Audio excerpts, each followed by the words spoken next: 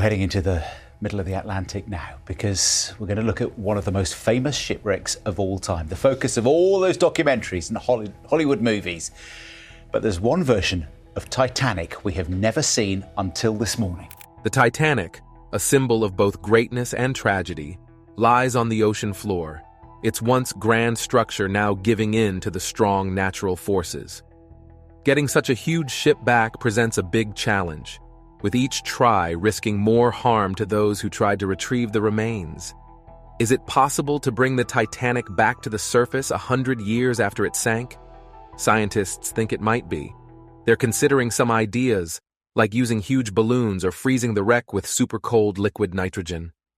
Join us as we unveil the most mind-boggling strategies scientists are attempting to use in recovering the famous Titanic ship. Number 1. Specialized buoyancy tanks. The RMS Titanic rests on the bottom of the ocean, more than 12,500 feet beneath the surface of the icy North Atlantic.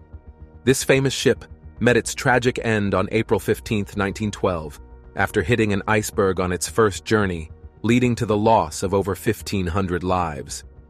Even after more than a century, the Titanic remains hidden in the deep darkness of the ocean floor. But what if we could bring this majestic vessel back to the surface? One ambitious idea to achieve this involves using buoyancy tanks. These are large containers filled with air that could be attached to the Titanic's hull, providing enough upward force to lift it from the seabed. While this plan sounds simple, it faces monumental challenges in reality. The Titanic's sheer size presents a significant obstacle. At 882 feet long and weighing over 46,000 tons, it was the largest movable object ever created at the time. Lifting something so massive from such a depth, over 2 miles down, is an unprecedented engineering feat.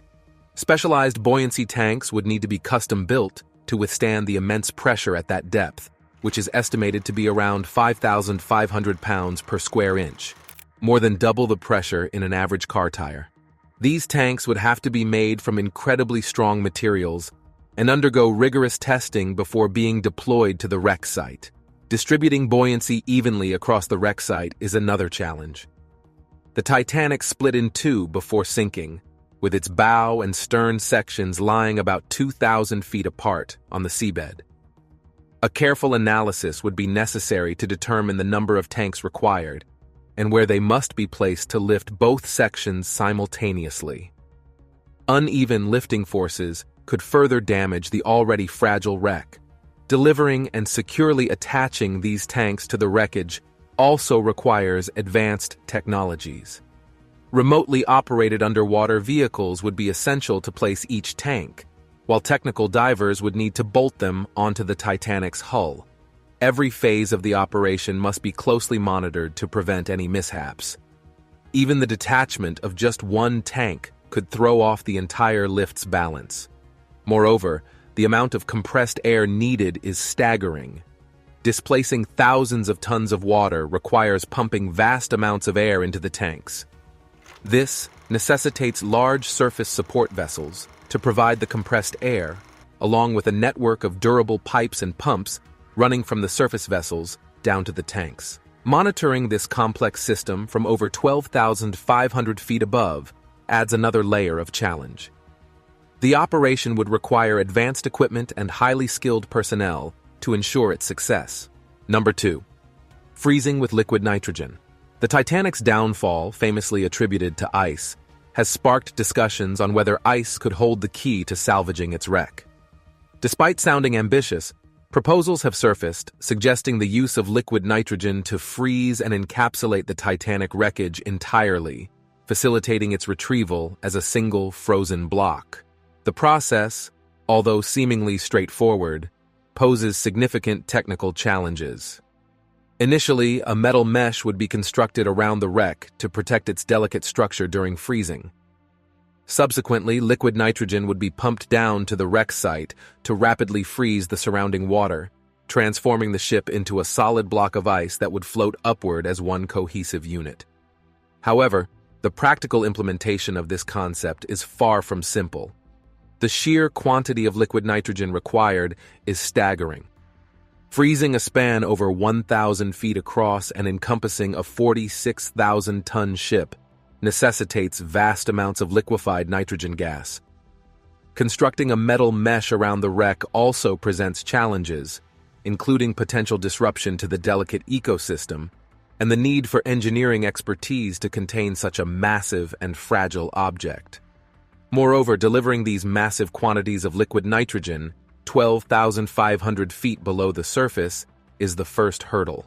Hundreds of insulated tanker trucks would be required to provide enough liquid nitrogen, along with giant cryogenic pumps and miles of specialized pipelines to distribute it around the wreck site.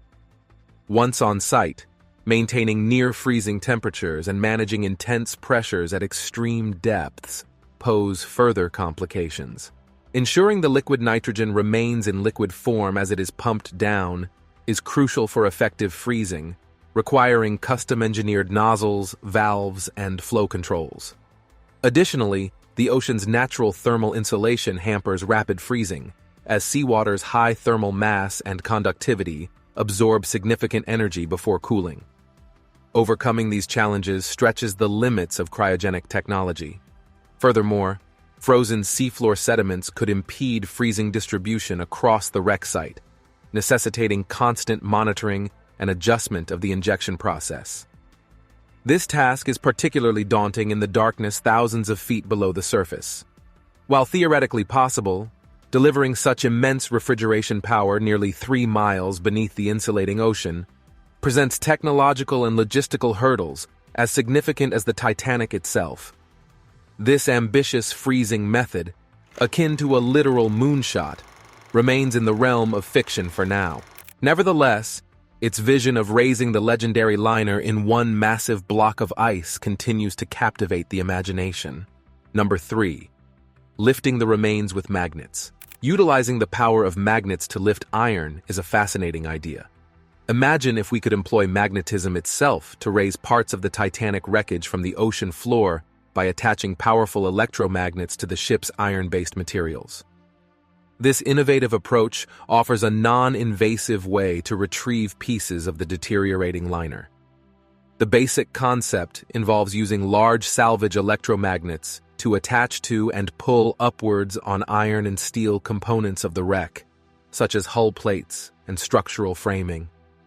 These specially designed electromagnets generate strong magnetic fields when electrical current flows through them.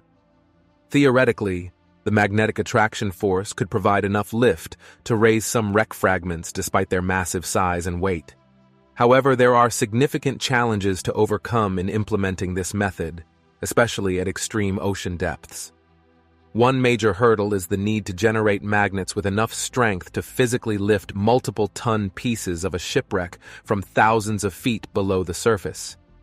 The extreme water pressures and corroded surfaces at these depths require magnets with exceptional field strengths and substantial power requirements.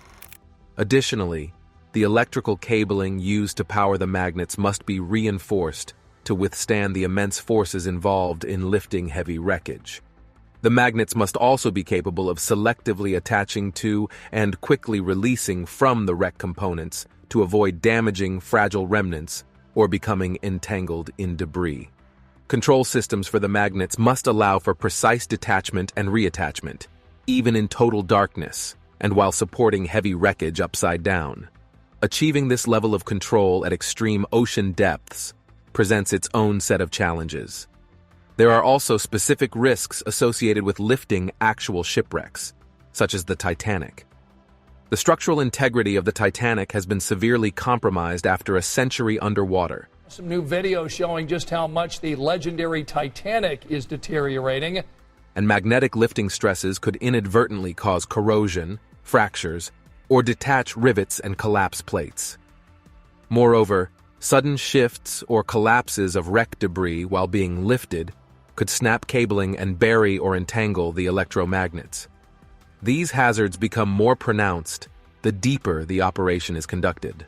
While the idea of surgically lifting pieces of the Titanic wreck using selective magnetic force is compelling, the practical challenges of designing electromagnets powerful and precise enough to hoist large masses of disintegrating shipwrecks from extreme depths make this salvage method highly improbable.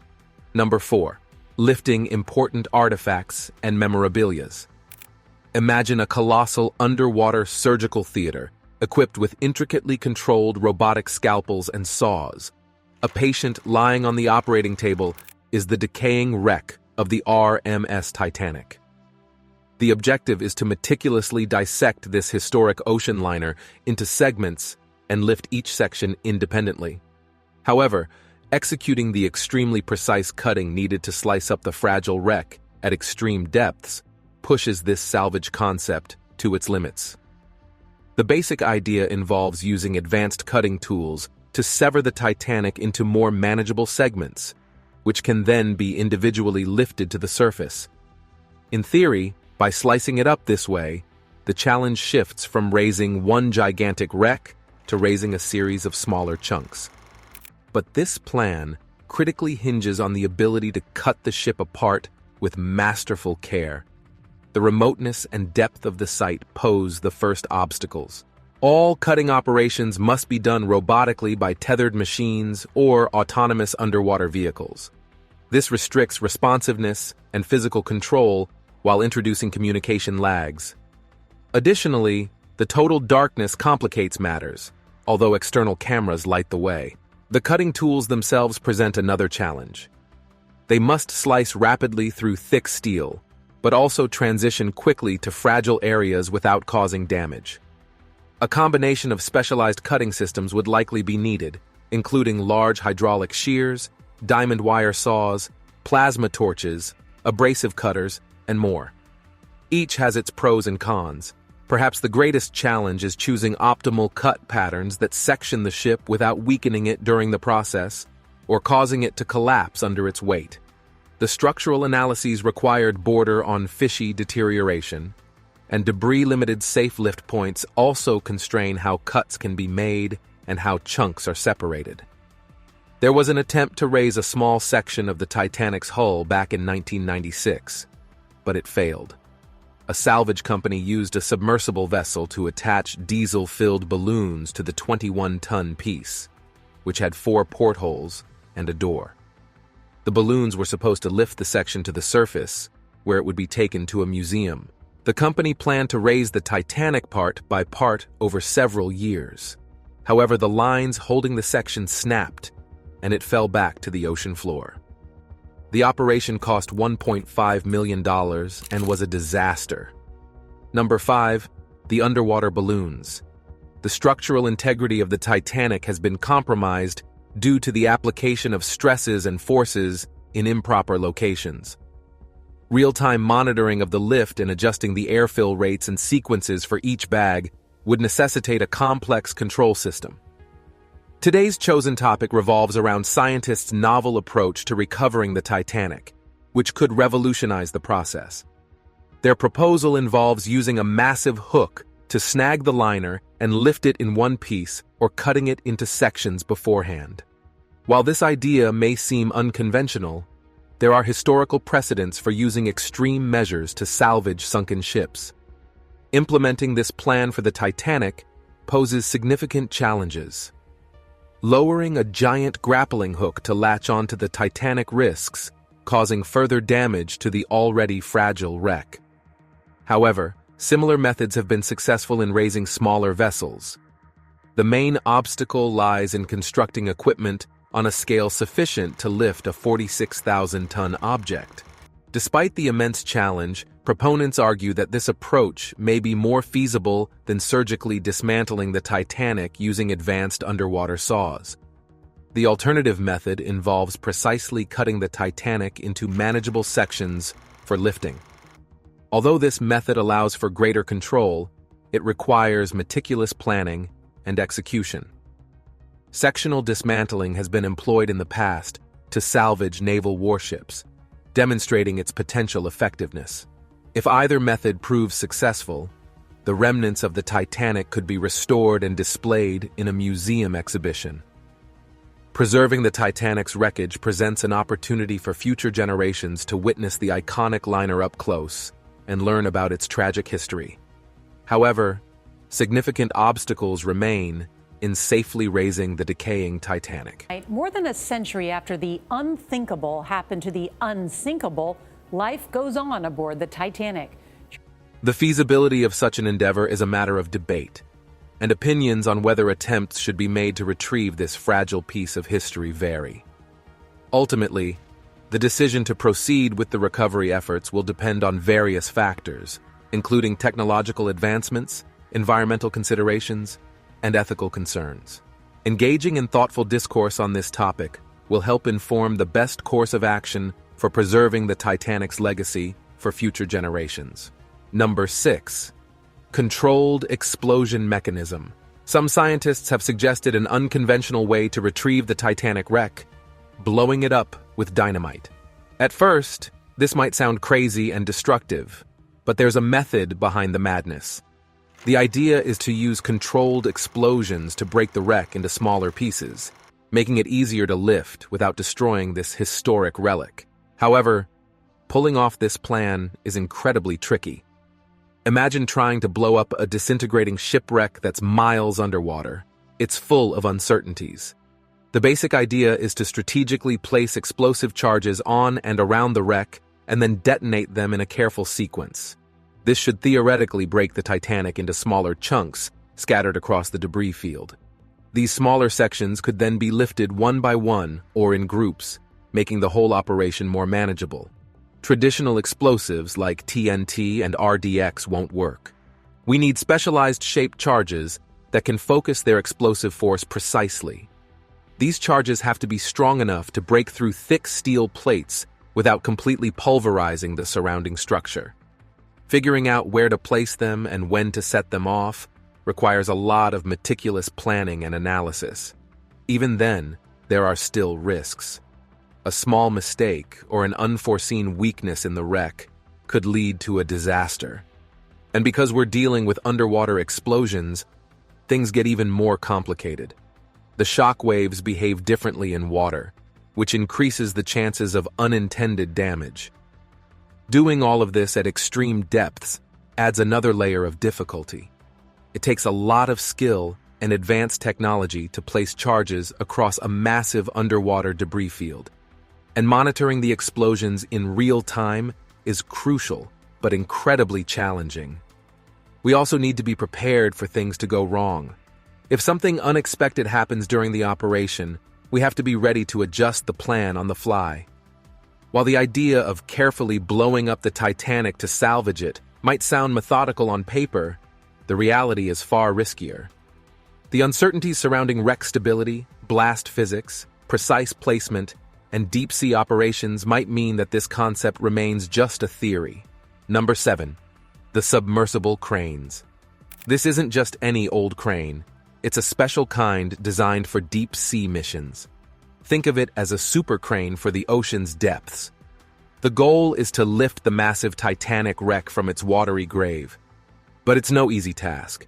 The ocean depths where the Titanic rests have intense pressure, over 5,500 pounds per square inch, which requires a whole new type of crane.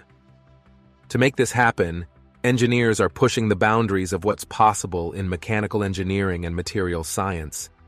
Every part of these cranes, from their strong lattice arms to their powerful electric motors and hydraulic systems, has to be built to withstand the harsh conditions of the deep sea.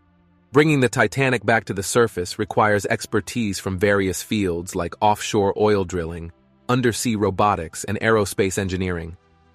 The control systems for these cranes are delicate but powerful, and new materials are being used to resist corrosion and fatigue, even in freezing temperatures. But it's not just about surviving in the depths. These cranes need to have enough strength to lift an object weighing over 46,000 tons, which is like lifting over 5,000 African elephants. Some designs even aim for a lifting capacity of over 30,000 tons, equivalent to the weight of an entire Nimitz-class aircraft carrier. However, sheer strength isn't enough to bring the Titanic back. After over a century underwater, the Titanic is in a fragile state. Its steel structure has corroded, decks have collapsed, and it's partially buried in sediment. This means the cranes need to be precise and gentle to avoid causing further damage. The attachment points on the wreck are crucial. Too few connections could tear the vessel apart, but placing them haphazardly could cause more damage. The cranes need to grip the wreckage firmly but gently to prevent any further harm. Their movements and lift rates have to be adjusted in real time based on sensor feedback, like a skilled surgeon operating with extreme care. So while these deep-sea cranes have the strength to theoretically lift the Titanic, they can balance power with precision that will determine if they can do it safely. Submersible cranes represent the pinnacle of ocean engineering, combining power with precision in a way that could finally bring the Titanic back to the surface. It's a cautious approach with profound potential, offering hope that the grand old Titanic might sail again. Number 8. Hydraulic lift system. Could the same hydraulic system used to lift heavy objects in industries be used to retrieve the Titanic wreck? Surprisingly, some scientists think it's possible. In simple terms, this idea involves placing large hydraulic jacks under the Titanic's hull and securing them to the seabed with thick steel plates. High-pressure hydraulic fluid would be pumped down from surface vessels through reinforced hoses to power the synchronized extension of the jack's piston arms, lifting the Titanic slowly, as if on an underwater platform. However, the challenge is enormous. Developing hydraulic jacks capable of lifting such a massive weight at extreme depths is the first hurdle. These jacks must exert enough force to overcome the inertia and friction holding down an 850-foot-long ocean liner that has been on the seafloor for over a century. It requires hydraulic cylinders with incredibly high-pressure capacities and load ratings, making them the most powerful in the world. Positioning the jacks is also crucial. Too few connection points could damage sections of the deteriorating hull, while surrounding the entire wreckage with a sprawling hydraulic network could cause unbalanced lifting forces. Extensive structural analyses and simulations are necessary to find the best jack placements to avoid failures. Keeping dozens of colossal hydraulic jacks synchronized in real time, miles below on the pitch-black seafloor, is another daunting task. This complex operation requires perfect harmony between the jacks to prevent structural distortions or breakages as the Titanic is lifted. The coordination of pressures, flow rates, and speeds resembles a symphonic ballet, but with machines capable of crushing steel. While the idea of lifting the Titanic using hydraulic jacks has engineering merit, the technical barriers are significant. Challenges such as power, precision control, and calibration at ocean depths confine this method to theory. The risks associated with implementing so many finely tuned, heavy-lift hydraulic systems miles deep in the hostile Atlantic Ocean make it unlikely to succeed. Despite the intriguing concept, the legendary Titanic is likely to remain permanently grounded on the seabed, as the practical challenges of lifting it using hydraulic systems outweigh the potential benefits. Number 9. Mass displacement method. Imagine the remarkable possibility of not lifting the Titanic wreck from its resting place, but rather making it lighter so it could once again float. This intriguing idea has sparked proposals to infuse expanding foam into the deteriorating remains of the iconic ship. By filling the hull and compartments with buoyant foam, it's theoretically possible for the Titanic to regain its buoyancy and rise to the surface. The underlying physics is elegantly simple. Polyurethane and isocyanurate-based foams contain pockets of air that render them less dense than water. If enough of this lightweight material infiltrates the spaces within the wreckage, the overall density decreases, adhering to Archimedes' principle of buoyancy. The concept, however, presents significant challenges when applied to the actual wreck. Transporting vast quantities of expanding foam material to the site is a monumental logistical feat in itself. Mixing and pumping these foam components through miles of heavy-duty hoses capable of withstanding the intense pressures of the deep sea adds another layer of complexity. Moreover, installing a comprehensive foam injection network on the seabed carries inherent risks. Once the intricate injection system is in place, achieving optimal foam distribution throughout the interior of the wreck becomes the next hurdle. The objective is to fill void spaces within the Titanic without compromising its structural integrity. Yet the ship's interior layout resembles a complex maze of compartments and passageways, with some areas fully collapsed. Utilizing sonar scans and interior footage becomes imperative to pinpoint ideal foam injection points. Meticulous monitoring and control over the foam injection process are essential to prevent the buildup of high pressures that could potentially rupture century-old bulkheads. As the expanding foam permeates the wreck, its buoyancy gradually increases, eventually lifting the Titanic off the seabed. However, this delicate liftoff must be carefully managed to minimize sudden movements or stresses that could lead to structural damage. Crews would closely monitor foam volumes and injection rates, making necessary adjustments to ensure a smooth ascent profile. Various alternative methods, such as pumping wax or injecting ping-pong balls, have also been proposed to achieve the same goal of displacing water by filling the hull with less dense materials. However, these alternatives present their own set of challenges. Wax could solidify in transit pipes, while ping-pong balls may explode under extreme pressure. Both methods would struggle to permeate the complex interior layout of the Titanic and fully displace water within all compartments and voids. Number 10. The cable lifting method.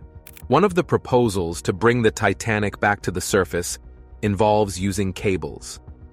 This method is quite simple in theory, but faces many challenges in practice.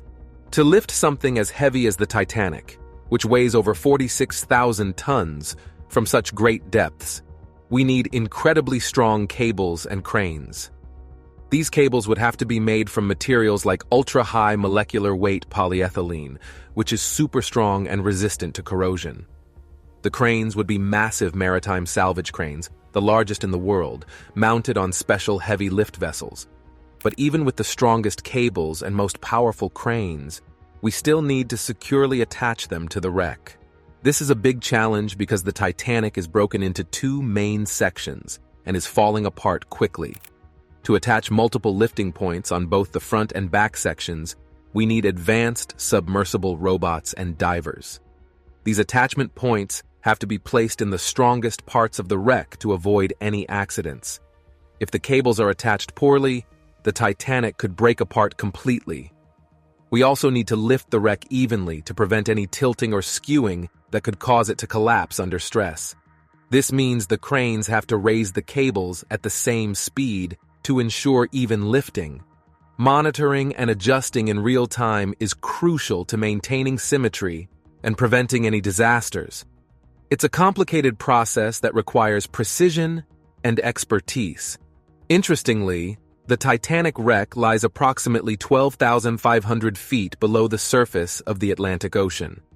That's about as deep as 35 Empire State Buildings stacked on top of each other.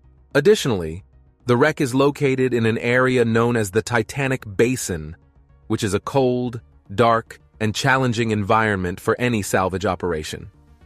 Furthermore, the Titanic's deterioration is accelerated by a variety of factors, including saltwater corrosion, microorganisms feeding on the metal, and the constant movement of ocean currents.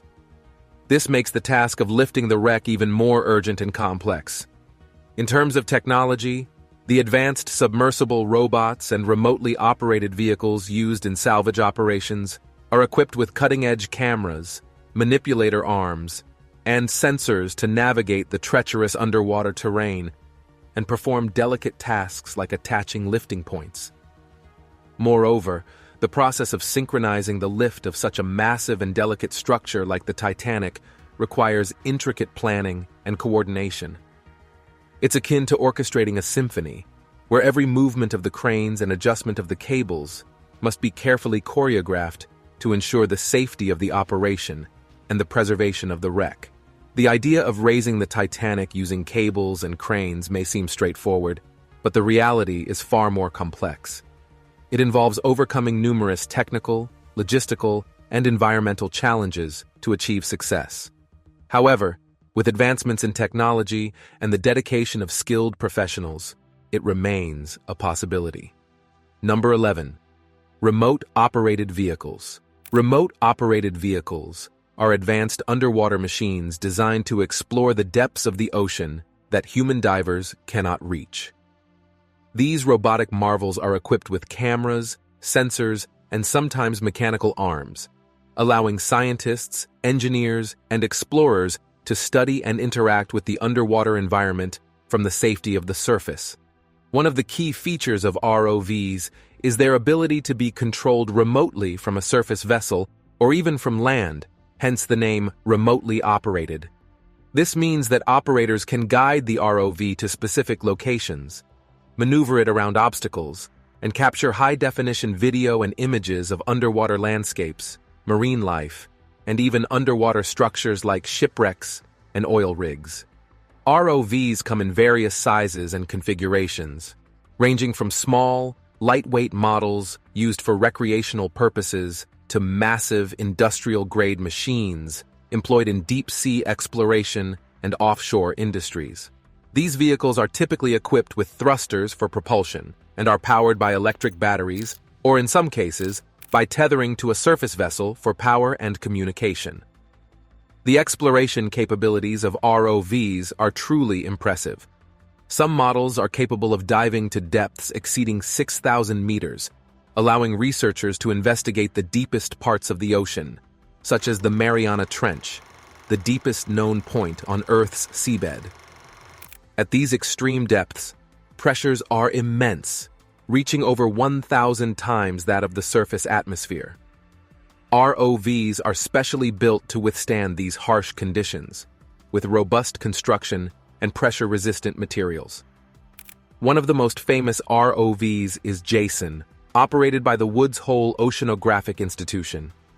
Jason has been instrumental in numerous scientific expeditions, including the exploration of deep-sea hydrothermal vents and the recovery of artifacts from historic shipwrecks.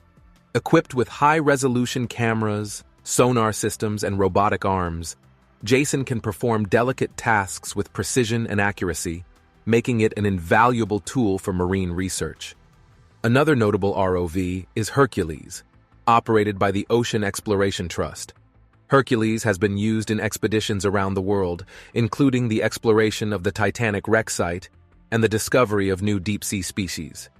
With its advanced imaging systems, Hercules has helped scientists uncover the mysteries of the deep ocean and shed light on previously unexplored regions. Despite their advanced technology and capabilities, ROVs are not without limitations. One of the main challenges faced by operators is the communication lag between the surface vessel and the ROV, which can make real-time control difficult, especially at extreme depths.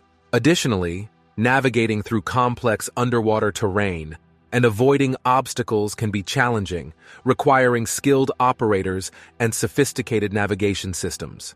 Which of these scientists' new plan methods of retrieving the Titanic do you find fascinating? Share your thoughts with us in the comments section. And if you enjoyed watching this video, make sure to give it a thumbs up and subscribe to the channel.